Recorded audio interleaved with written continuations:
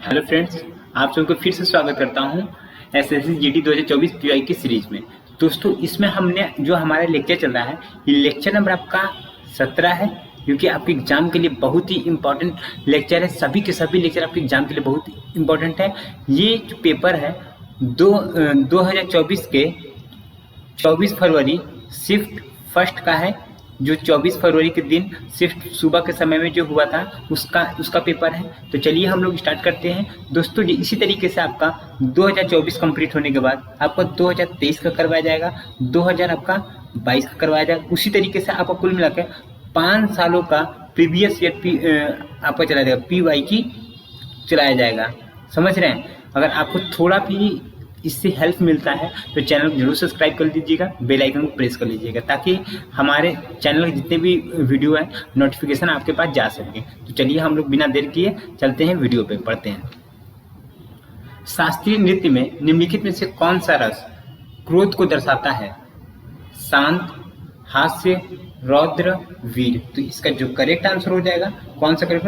रौद्र, जो कि राइट आंसर हो जाएगा। ऑप्शन नंबर सी जो कि राइट आंसर है। अब बढ़ते हैं हम लोग नेक्स्ट क्वेश्चन की ओर।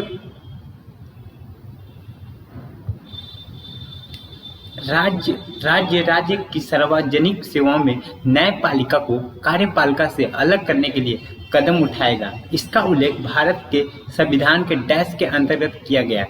भाग ऑप्शन ए भाग 5, ऑप्शन बी भाग 4, ऑप्शन सी भाग 3, ऑप्शन डी भाग 4A का ए। तो कौन सा करेक्ट आंसर हो जाएगा इसका? तो अगर आपको पता हो रहा है तो दोस्तों तो आप बता सकते कमेंट करके। तो इसका होगा ऑप्शन नंबर बी, जो कि राइट आंसर है। बहुत से साथियों ऐसे होंगे जो कि एग्जाम दिए होंगे और इन्होंने इसका एग्जाम में भी क्वेश्चन आया हो तो जरूर पढ़ रहे होंगे। नेक्स्ट क्वेश्चन है, साक्षरता दर 2011 की जनगणना के अनुसार भारत में पुरुषों की साक्षरता दर क्या है? 65.46%, ऑप्शन बी 39.3%, ऑप्शन सी है 74.04%, ऑप्शन डी है 82.14%। तो इसका जो करेक्ट आंसर हो जाएगा ऑप्शन नंबर डी, जो कि राइट आंसर हो जाएगा। चलिए दोस्तों, अब हम बढ़ते हैं नेक्स्ट क्वेश्चन की ओर। धम्म शब्द प्राकृतिक शब्द है जो प्राचीन भारत के निम्नलिखित में किस शासक से जुड़ा हुआ है? ऑप्शन ए चंद्रगुप्त द्वितीय, ऑप्शन बी है रुद्रदामन, ऑप्शन सी है राजा राज चोल प्रथम, ऑप्शन डी है अशोक। तो इसका जो करेक्ट आंसर हो जाएगा अशोक। अब बारी है अशोक। तो अशोक जो था ये किसका था? ये क्या बोलते हैं, मौर्य साम्राज्य के राजवंश का सबसे महत्वपूर्ण सम्राट था। ठीक है, ये कब से कब तक इसने राज किया था? 262 से लेके 232 तक उसने राज्य किया था। ये चंद्रगुप्त मौर्य वंश का सबसे महत्वपूर्ण वंशज था और इस मौर्य वंश का संस्थापक कौन था? चंद्रगुप्त मौर्य। ठीक है, इतना चीज आपको समझ में आया। और इसने क्या किया था? इसने बाद में क्या किया था? इसने बौद्ध धर्म को अपना लिया था। कौन सा धर्म को अपनाया था? बौद्ध धर्म को इसने अपना लिया था। ठीक है, इतना आपको समझ में आना चाहिए, इतना चीज आपको। चलिए, अब रही बात है रुद्रदामन चंद्रगुप्त द्वितीय के बारे में हम जान लेते हैं। चंद्रगुप्त द्वितीय के बारे में हम जानते हैं। जो चंद्रगुप्त द्वितीय थे वो क्या थे? भारत में ये विक्रमादित्य के नाम से भी जाने जाते थे। चंद्रगुप्त द्वितीय को किस नाम से जानते थे? विक्रमादित्य के नाम से भी हम लोग जानते थे दोस्तों। ठीक है, ये चीज पर आपको ध्यान में रखना होगा। अगर कोई पूछ लिया अगर आपके एग्जाम में कि विक्रमादित्य के नाम से किसे जाना जाता था, तो आप बोलेंगे चंद्रगुप्त द्वितीय को। तो ये गुप्त साम्राज्य के सबसे शक्तिशाली सम्राटों में से एक थे। ठीक है, और उनका शासनकाल सांस्कृतिक और वैज्ञानिक प्रगति और समृद्धि से चिन्हित है। जो चंद्रगुप्त द्वितीय का जो ये था शासनकाल था, वो पहला था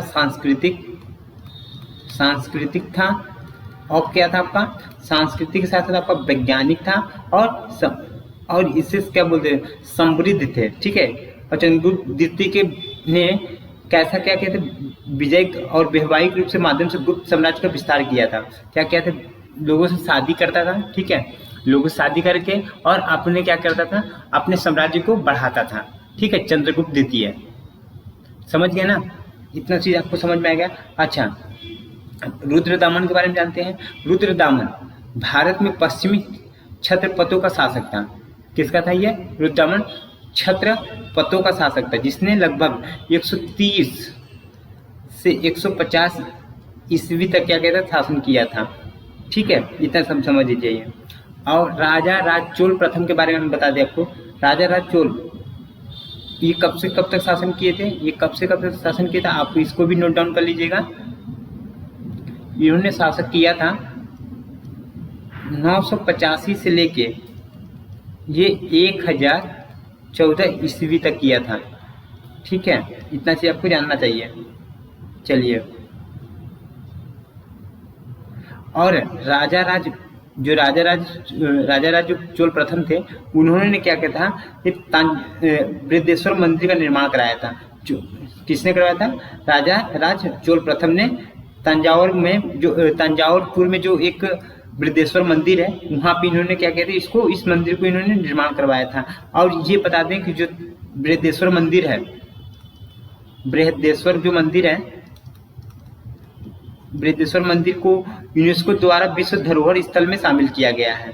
ठीक है, उनका अब राजा राज चोल का इतना ज़्यादा अपने देश के लिए इतना ज़्यादा इन्होंने महान काम किए हैं कि जो इनको संस्कृति के बारे में, कला आकृति, इनके बारे में इतना उन्नति इन्होंने किया है, करवाया है। तो हमारे देश के लिए बहुत ही पूजनीय है, बहुत अच्छे शासक थे। ठीक है, चलिए अब बढ़ते हैं नेक्स्ट क्वेश्चन की ओर। 77वां स्वतंत्रता दिवस किस वर्ष मनाया गया? ऑप्शन है 2023, option B 2021, option C 2022, option D 2020। तो इसका जो करेक्ट आंसर हो जाएगा, कौन सा करेक्ट आंसर हो जाएगा? अगर आपको पता है तो आप कमेंट जरूर करके बता सकते हैं। 2023 में हम लोगों ने कौन सा मनाया है? 77वां स्वतंत्रता दिवस हम लोगों ने मनाया है। चलिए, अब हम लोग स्वतंत्रता दिवस कब मनाए थे? 15 अगस्त को हम लोग क्या मनाते हैं? स्वतंत्रता दिवस 15 अगस्त। और हमारा देश कब आजाद हुआ था, स्वतंत्र हुआ था? 15 अगस्त 1947 में हमारा देश आजाद हुआ था। और वर्ष 2023 में हमने 77वां स्वतंत्रता दिवस मनाया। स्वतंत्रता दिवस ब्रिटिश शासन के अंत और एक स्वतंत्र भारतीय राष्ट्र की स्थापना का प्रतीक होता है। स्वतंत्रता क्यों मनाते हैं? हम लोग ने ब्रिटिश शासन से हम लोग आजाद हुए और एक स्वतंत्र भारतीय राष्ट्र का निर्माण किए, इसका ये प्रतीक है। हर साल हम लोग मनाते हैं। ठीक है दोस्तों, ठीक है, इतना चीज़ आपको समझ में आ गया। इसका हम लोग जब नई वीडियो, जब हम लोग क्या बोलते हैं चैप्टर वाइज जब क्लासेस करेंगे तो आपको इसमें पूरा डिटेल से समझाया जाएगा। बाकी जो आपके इंपॉर्टेंट पॉइंट होते हैं ये मैं आपको बता देता हूँ। ठीक है, अब ये बताइए, ये जो स्वतंत्रता दिवस है ये कहाँ पे, ये किस जगह पर मनाया जाता है? तो आपको पता होना चाहिए, ये लाल किले पे मनाया जाता है। कहाँ पे मनाया जाता है? लाल किले में। ठीक है, लाल किले में मनाया जाता है। और किसके द्वारा मनाया जाता है? ये प्रधानमंत्री जी के द्वारा फहराया जाता है, ध्वजा फहराते हैं। ठीक है, प्रधानमंत्री जी के द्वारा ध्वजा हम लोग फहराते हैं। ठीक है, चलिए अब इतना समझ में आ गया। चलिए अब बढ़ते हैं हम लोग नेक्स्ट क्वेश्चन की ओर। भारतीय संविधान में राज्य नीति के निर्देशक सिद्धांतों का मुख्य उद्देश्य निम्नलिखित लक्ष्य प्राप्त करना है। ऑप्शन ए आर्थिक असमानता, ऑप्शन बी सामाजिक और आर्थिक न्याय, और ऑप्शन सी धार्मिक सद्भाव, ऑप्शन डी है राजनीतिक स्थिरता। तो इसका जो करेक्ट आंसर हो जाएगा, कौन सा करेक्ट आंसर हो जाएगा? अगर आप लोग को पता है तो आप बता सकते हैं। ऑप्शन बी है सामाजिक और आर्थिक न्याय। समझ गए? चलिए अब बढ़ते हैं हम लोग नेक्स्ट क्वेश्चन की ओर। नेक्स्ट क्वेश्चन की ओर बढ़ने से पहले दोस्तों आपसे यही कहूँगा कि अगर आप इस चैनल पर नए हैं तो चैनल को जरूर सब्सक्राइब कर लीजिएगा, बेल आइकन को प्रेस कर लीजिएगा। अब बढ़ते हैं नेक्स्ट क्वेश्चन की ओर। समाज सुधारक राजा राम मोहन राय भारत में किस सामाजिक धार्मिक सुधार आंदोलन से जुड़े हैं? ऑप्शन ए है स्वामी नारायण आंदोलन, ऑप्शन बी है theosophical society, option C Arya Samaj, option D ब्रह्मो समाज। तो ये कौन सा, ऑप्शन डी कौन सा है? ब्रह्मो समाज, जो कि राइट आंसर हो जाएगा। अब बढ़ते हैं हम नेक्स्ट क्वेश्चन की ओर। सरायकेला के छौ नृत्य में योगदान के लिए किन कलाकारों ने संगीत नाटक अकादमी पुरस्कार जीता है? ऑप्शन है तपन कुमार पटनायक, ऑप्शन बी है दीवान सिंह बजेली, ऑप्शन सी है नरेंद्र सिंह नेगी, ऑप्शन डी जतिन गोस्वामी। तो इसका जो करेक्ट आंसर है ऑप्शन नंबर ए तपन कुमार पटनायक, जिन्हें किया इनका योगदान रहा। ठीक है, अब बढ़ते हैं नेक्स्ट क्वेश्चन की ओर। हरित क्रांति के बारे में निम्नलिखित को पढ़िए। अब पहला ए है, हरित क्रांति 1960 के दशक में नॉर्मन बोरलांग द्वारा शुरू किया गया एक प्रयास था। बी है, उन्हें विश्व में हरित क्रांति के जनक के रूप में जाना जाता है। उपरोक्त में से सही कथनों की पहचान कीजिए। ऑप्शन ए है ए और बी दोनों, बी है केवल एक, सी है ना तो ए और ना ही बी, डी है केवल बी। तो इसका जो करेक्ट आंसर हो जाएगा ऑप्शन नंबर है ए, जो कि राइट आंसर हो जाएगा। अब बढ़ते हैं नेक्स्ट क्वेश्चन की ओर। सितंबर 2023 से मास्टर कार्ड इंडिया के अध्यक्ष के रूप में किसे नियुक्त किया गया है? Option A Narendra Singh, option B S A Pase, option C Rajneesh Kumar, option D Sanjeev Mishra. तो इसका जो करेक्ट आंसर हो जाएगा रजनीश कुमार को चुना गया है। अब बढ़ते हैं नेक्स्ट क्वेश्चन को। प्रधानमंत्री श्री नरेंद्र मोदी ने 31 अक्टूबर 2023 को राष्ट्रीय डैश दिवस पर कर्तव्य पथ पर देश के युवाओं के लिए मेरा युवा भारत माई भारत मंच का शुभारंभ किया। ऑप्शन ए एकता, ऑप्शन बी स्वच्छता, ऑप्शन सी है खेल, ऑप्शन डी है युवा। तो इसका जो करेक्ट आंसर है एकता, जो कि राइट आंसर हो जाएगा। भारत सरकार द्वारा आयोजित सामाजिक, आर्थिक और जाति जनगणना में परिवारों को कितनी श्रेणियों में स्थान दिया गया है? तो इसका कौन सा करेक्ट आंसर हो जाएगा? ऑप्शन नंबर ए है 5, option B 6, option C 3, option D 4। तो इसका जो करेक्ट आंसर हो जाएगा ऑप्शन सी 3, जो कि राइट आंसर है। अब बढ़ते हैं नेक्स्ट क्वेश्चन की ओर। जब एक शटल को हवा में ऊंचा उड़ाया जाता है तब खिलाड़ियों के पास सीधे विरोधी कोर्ट के तल पर एक शक्तिशाली ओवरहैंड शॉट लगाने का समय होता है। इसे डैश के नाम से जाना जाता है। Option long service, option B rally, option C short service, option D smash. तो इसका जो करेक्ट आंसर हो जाएगा ऑप्शन डी, जो कि राइट आंसर हो जाएगा। अब बढ़ते हैं हम लोग नेक्स्ट क्वेश्चन की ओर। राजस्व व्यय के बारे में निम्नलिखित को पढ़िए। राजस्व व्यय केंद्र सरकार की भौतिक या वित्तीय परिसंपत्तियों के निर्माण के अतिरिक्त अन्य उद्देश्यों के लिए किया गया व्यय है। बी है, यह सरकारी विभागों और विभिन्न सेवाओं के सामान्य कामकाज, सरकार द्वारा लिए गए ऋण पर ब्याज भुगतान और राज्य सरकारों और अन्य पक्षों को दिए गए अनुदानों, भले ही कुछ अनुदान परिसंपत्तियों के निर्माण के लिए किए गए व्ययों से संबंधित है। उपरोक्त में से गलत कथन को पहचान कीजिए। ऑप्शन ए है केवल ए, ऑप्शन बी ना तो ए और ना ही बी, ऑप्शन सी केवल बी, ऑप्शन डी है ए और बी दोनों। तो इसका जो करेक्ट आंसर है ऑप्शन नंबर बी, ए ना तो ए और ना ही बी। चलिए अब बढ़ते हैं नेक्स्ट क्वेश्चन की ओर।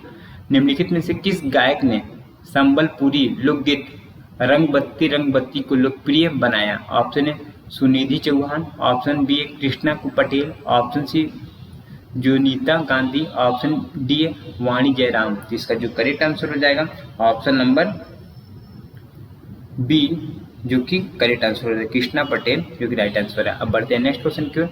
किस पदार्थ का डैश व ताप और दाब है जिस पर उस पदार्थ के 3 चरण जैसे हैं गैस, द्रव और ठोस उसमें गति की संतुलन में सह अस्तित्व में रह सकते हैं?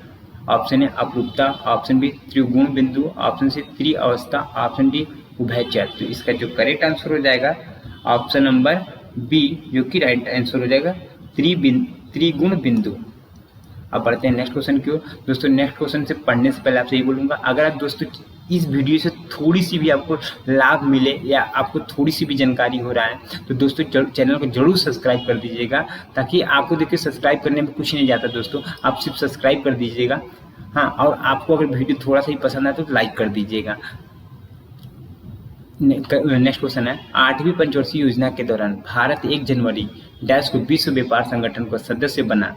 ऑप्शन ए है 1948, ऑप्शन बी 1978, ऑप्शन सी है 1998, ऑप्शन डी है 1995। तो इसका जो करेक्ट आंसर है 1995 में आप क्या हुआ, 8वीं पंचवर्षीय योजना के दौरान भारत ने 1 जनवरी को विश्व व्यापार संगठन का सदस्य बना। 1 जनवरी 1995 को विश्व संगठन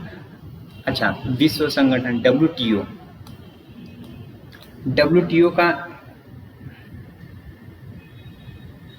WTO, ठीक है। अब देखिए मेरे भाई, WTO के बारे में आ रहा है। WTO एक संगठन होता है जहाँ पे एक मात्र वैश्विक अंतर्राष्ट्रीय संगठन जो राष्ट्र के बीच व्यापार के बारे में बात करता है, साझा करता है कि हाँ ये कौन सा बात सही है, कौन सा बात गलत है, इस बारे में बात करता है। व्यापार का संगठन के लोग बात करते हैं कि हमें क्या कानून बनाना चाहिए, क्या कानून बनना चाहिए, क्या कानून नहीं बनना चाहिए, इस विषय में WTO बात करता है, ठीक है। अब देखिए अपना जो देश था विश्व व्यापार के क्या बोलते हैं इसमें कब शामिल हुआ था, 1 जनवरी 1995 को विश्व व्यापार संगठन का सदस्य बना था अपना भारत, ठीक है मेरे भाई। चलिए अब बढ़ते हैं हम नेक्स्ट क्वेश्चन की ओर।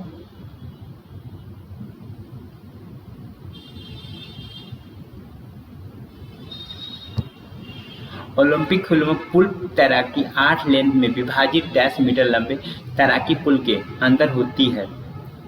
ऑप्शन ए है 75 मीटर लंबे, ऑप्शन बी है 50 मीटर लंबे, ऑप्शन सी 100 मीटर लंबे, ऑप्शन डी है 25 मीटर लंबे। इसका जो करेक्ट आंसर हो जाएगा 50 मीटर लंबे, जो कि राइट आंसर हो जाएगा। अब बढ़ते हैं नेक्स्ट क्वेश्चन की ओर। निम्नलिखित में से किसने राष्ट्रीय खेल 2023 में अधिकतम स्वर्ण पदक जीते थे?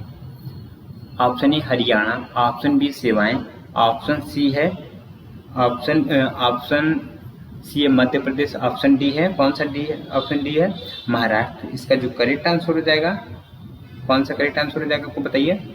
अगर आपको पता है तो आप बता सकते हैं, कमेंट कर सकते, कोई दिक्कत नहीं है। ऑप्शन डी महाराष्ट्र जो कि राइट आंसर हो जाएगा दोस्तों। चलिए अब बढ़ते हैं नेक्स्ट क्वेश्चन की ओर। सितंबर 2023 में 1 वर्ष के कार्यकाल के लिए प्रेस ट्रस्ट ऑफ इंडिया के निर्देशक मंडल के अध्यक्ष के रूप में किसे चुना गया? Option A KN Shanth Kumar, option B है MB Shreyas Kumar, option C Hormus ji N Cama, option D है महेंद्र मोहन गुप्ता। तो इसका जो करेक्ट आंसर है ऑप्शन ए जो कि right answer KN Shanth Kumar. दोस्तों अगर आपको इस चैनल में पढ़ना अच्छा लगता है दोस्तों तो चैनल को जरूर सब्सक्राइब कर लीजिएगा। अगर आपने यहाँ तक वीडियो को देख लिया है तो लाइक जरूर कर दीजिएगा, कमेंट जरूर कर दीजिएगा, कैसा वीडियो आपको लग रहा है, कैसा वीडियो आपको चाहिए, जरूर कमेंट करिएगा दोस्तों। अब हम मिलते हैं नेक्स्ट वीडियो पे, तब तक के लिए जय हिंद दोस्तों, नमस्कार।